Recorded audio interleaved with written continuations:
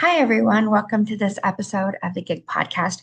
We are going to be doing a recap of Genesis, as well as a brief history into the Ethiopian canon and why we're going through these books. So, the Ethiopian biblical tradition is among the oldest and most complete in the world, dating back to the 4th century when Christianity became the state religion of the Kingdom of Aksum, which is modern-day Ethiopia and Eritrea. So, unlike Western biblical canons that were heavily edited and censored through various councils and political processes, the Ethiopian canon preserved many texts that were deemed too mystical, too African centered, or too challenging to establish power structures.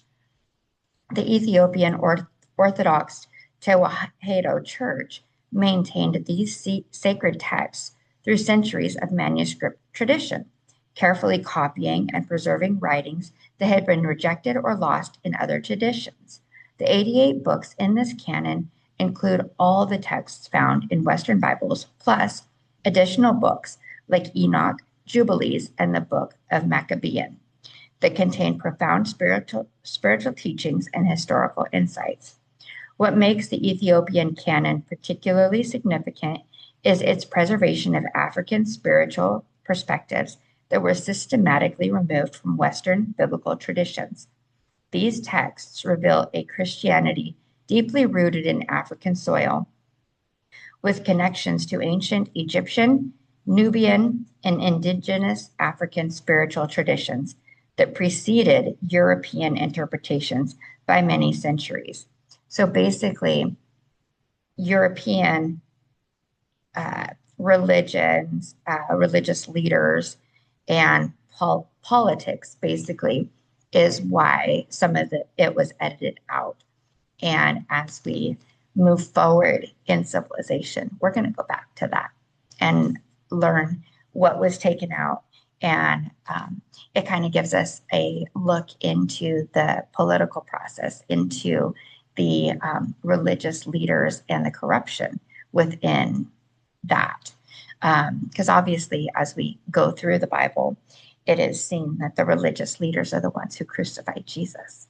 So there is a lot to be said for that and learning about that. So as we go through the book of Genesis, we see that, so in the beginning, creation took 6 days, and then we rest on the 7th day. Day 1, light was separated from darkness. God said, "Let there be light," and there was light. On day 2, the firmament was created to divide the waters from above and the waters below. And however you want to interpret that, I am not going to go into any conspiracies regardless of which direction I believe. But the waters above and the waters below and the firmament over the land. Day 3, he created land and he called it earth. Water he called seas, and he created all the plants, trees, fruits, and herbs of the land. And then on day 4, he placed the sun, moon, and stars in the firmament, and they're to be used for signs, seasons, days, and years. He created 2 great lights. The greater light was to rule the day, and the lesser light was to rule the night, which we know as the sun and the moon. On day 5, he created all the creatures of the water and the land, so any sea creatures and any land creatures. Day 6, he created man, male and female, after his image. And then on day 7, he rested. The Garden of Eden is where he placed Adam and Eve. And in the Garden of Eden, a river came out of it, and it divided into 4 rivers. Pison, which encompassed the land of Havilah. Gihon encompassed Ethiopia. Hiddekel goes east toward Assyria, and the great Euphrates River. And they could eat of anything in the garden, but not from the tree of knowledge of good and evil. And when the serpent, the devil himself, approached Eve in the garden, he didn't have to do anything other than put doubt within her. So he didn't say, God didn't say that. He didn't say, oh, that's not true. He simply put doubt into her and said, "Are you sure that's what God said?" And then Eve questioned God. It's that simple. That's as easy as the enemy can get into you. Is all he has to do is put doubt into you. Are you sure that's what was said? And because God had told Adam, don't eat from the tree, Adam relayed that to Eve. So Adam had that firsthand knowledge, but Eve heard it from Adam. And then Eve was like, "Are you sure that's what God said?" And then we have the first sin. And then because of that sin, they were kicked out of the Garden of Eden and they had to work the land. And then Adam and Eve had three sons. They had Cain, Abel, and Seth. And Cain ended up killing Abel because of jealousy. And then there was Seth. And then the lineage from Adam and Eve, there's 77 generations that we know of between Adam and Jesus. But the first lineage we're going to do is from Adam to Joseph, because that's what's covered in the book of Genesis. So we have Adam, Seth, Enos, Canaan, Mahalalel, Jared, Enoch, Methuselah, Lamech. Oh, and Methuselah is actually pronounced Methuselah at the end. So Methuselah, Lamech, Noah, Shem, Arphaxad, Salah, Eber, Peleg, Ru, Serug, Nahor, Terah, Abram, changed name to Abraham, Isaac, Jacob, whose name was changed to Israel, and Joseph. And so this actually, the names of that say, kind of present Jesus from the beginning.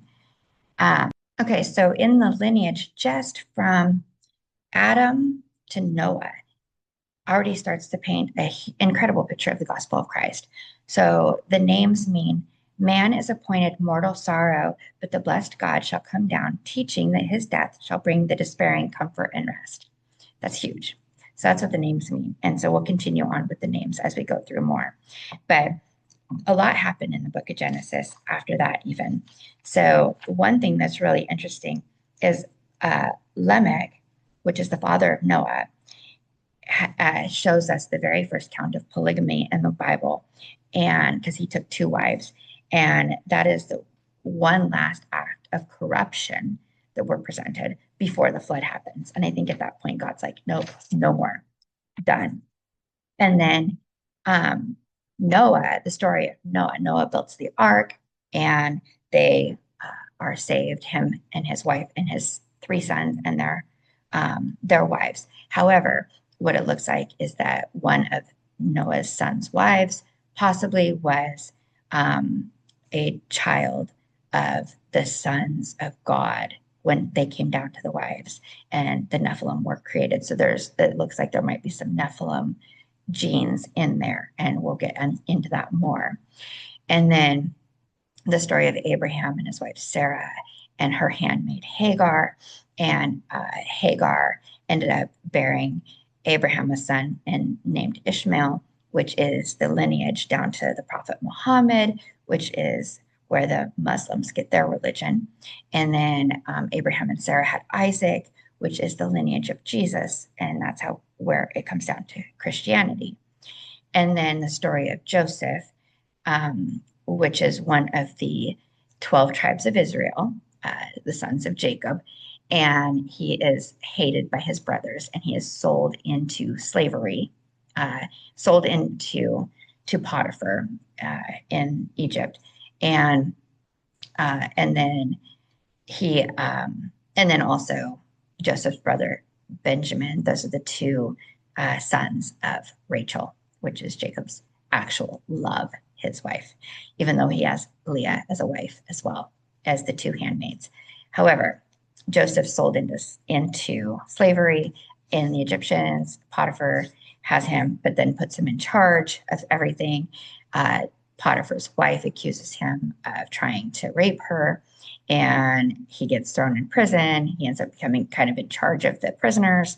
And then he interprets the dream for Pharaoh, and he then gets put in charge of everything. A famine comes into the land. His brothers end up coming over and bowing down, not recognizing him, begging for food, trying to buy food because of the famine. And Joseph recognizes them. And previously, Joseph had had a dream when he was little, and he saw his brothers and his father bowing down to him. They laughed at him, blah, blah, blah. Anyways, fast forward, that dream actually comes to pass, and they are bowing down at the feet of Joseph. And Joseph is able to save his family from the famine. And then his father, Jacob, ends up passing away and giving a blessing to all of his sons.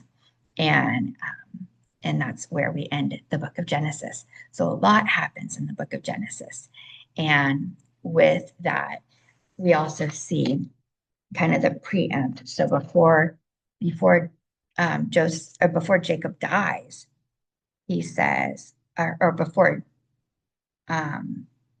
Joseph dies, sorry, let's see. So before Joseph dies, he says unto his brethren, I die, and God will surely visit you and bring you out of this land unto the land which he sware to Abraham, to Isaac, and to Jacob. So Jacob had already passed away. And then Joseph also passes away at the end of Genesis. And so this is a foretelling of the book of Exodus, where Moses comes in and rescues the Israelites from Egypt. And so Joseph sees this and tells his family that you will surely be rescued from this land and taken to the land which God has told you, which is the promised land. And so in the book of Exodus, which we will be starting on the next episode, we will dive into that part of it. So lots happened, and yeah, a lot more to come. So anyways, thank you for joining me, and we will see you next time. Have a great day.